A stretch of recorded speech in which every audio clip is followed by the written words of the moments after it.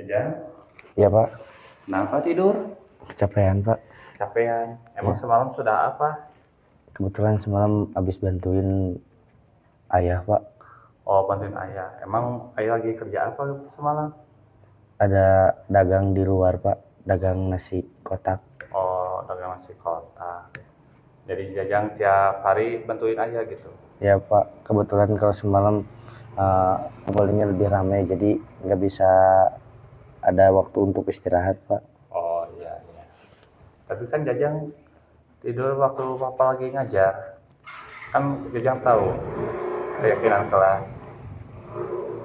Jajang masih ingat gak keyakinan kelas apa yang Jajang langgar hari ini?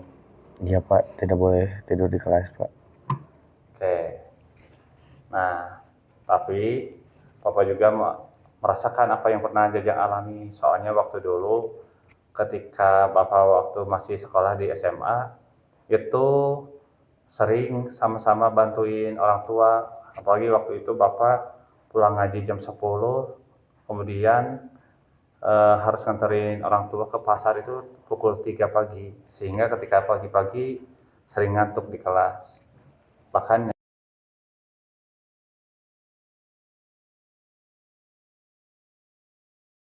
tapi itu pun kita harus berupaya untuk memperbaikinya, ya. Iya Pak, Kita kira Jajang sebetulnya ingin menjadi apa ke depannya? ingin jadi lebih baik Pak, Ingin ingin menjadi lebih baik. ingin Nah, lebih bisa menaati peraturan yang ada di sekolah Pak. ya ya. Kalau Jajang kira-kira cita-citanya ke depan mau jadi apa? Kalau kalau di sekolah mungkin jadi ketua OSIS, kalau untuk nantinya ingin jadi pengusaha Pak. Ingin jadi pengusaha. Oke. Nah, biasanya kan pengusaha itu apa? Giat ya bekerja, terutama ya memang salah satunya mengurangi keinginan, baik itu keinginan untuk bermain, keinginan untuk apa tidur dan lain-lain. Sehingga ya untuk menjadi seorang pengusaha sukses itu memang butuh perjuangan yang cukup besar. Nah, kalau misalnya sekarang Jajang melanggar aturan tersebut atau keyakinan kelas tersebut, tahu kan konsekuensinya apa? Iya Pak, kena hukuman Pak. Hukuman hukumannya apa? Atau konsekuensinya yang harus ditanggung oleh Jajang. Tapi Bapak di sini bukan mencari kesalahan ya, tetapi kita untuk Bapak pribadi, khususnya untuk Jajang sendiri, Bapak berharap Jajang bisa mencari solusi untuk memperbaiki hal tersebut. Kira-kira solusinya menurut Pak Jajang apa? Biar Jajang tidak tidur lagi di kelas. Eh, Kalau saya Kak, Pak lebih boleh di push up kan Pak? Lebih baik push up. Emang Ya ketika push up, tidurnya bisa hilang gitu. Rasa ngantuknya, maksudnya. bisa Pak, Bisa. kalau ditambah sama cuci muka Pak. Oke, kalau begitu nanti setelah push up, Jajang cuci muka ya biar Jajang lebih fresh lagi ya Iya belajar Pak, lagi dengan Bapak iya Pak. ya.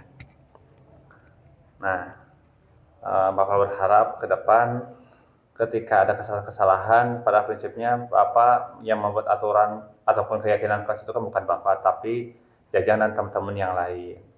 Kemudian Bapak juga berharap ketika Jajang ataupun teman-teman yang lain ada yang dikatakan lah, mohon maaf misalnya melanggar atau keyakinan kelas, itu kan kembali lagi pada masing-masing konsekuensinya mau apa. Namun pada prinsipnya konsekuensi tersebut merupakan solusi dari apa yang kita lakukan, ya.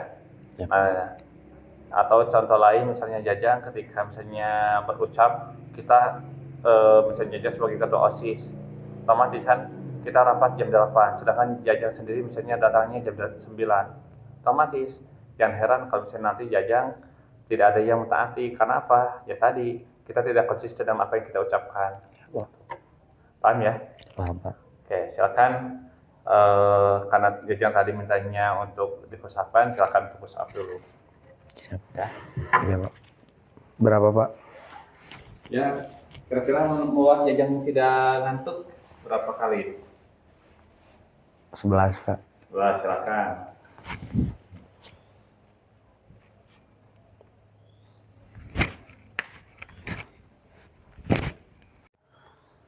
coba Jajang jelaskan dari apa yang tadi Bapak lakukan dalam proses penyelesaian masalah yang Jajang lakukan.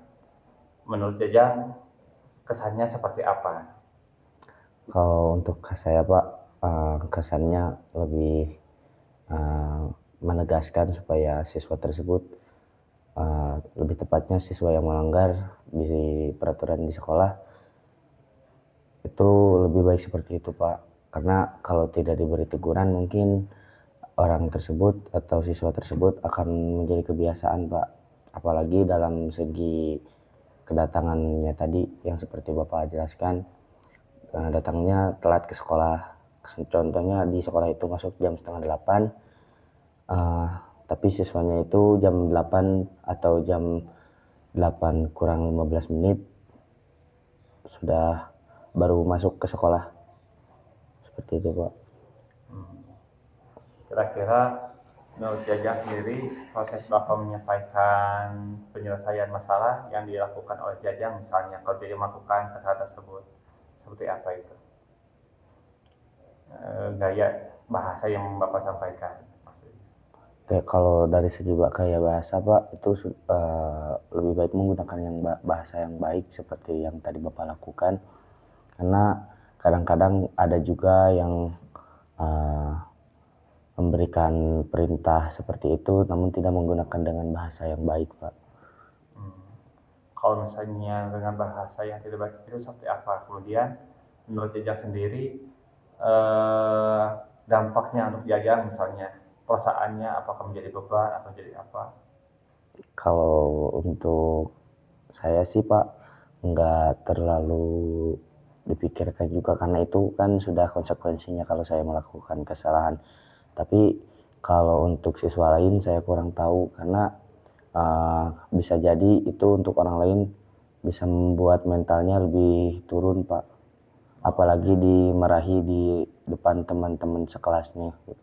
Iya. Oke. Ya.